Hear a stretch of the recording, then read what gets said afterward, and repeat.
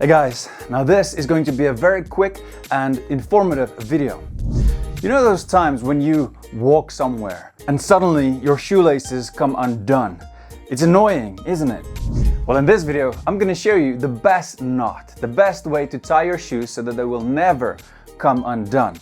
Now normally, people just make a double knot, right? But that's not good because it looks bad and it is more difficult to loosen it again later.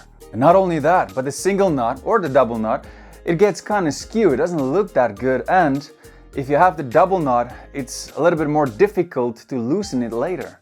So what you want to do is this. Tie the first part normally as you usually do.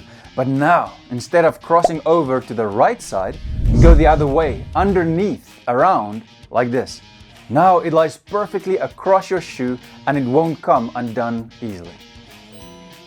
Now, if you have any other style, fitness, grooming or life video requests, just add them in the comment section down below and I'll see if I can make a video about it. And always remember this, guys, before you go. Life is short, so don't waste yours. Cheers, guys.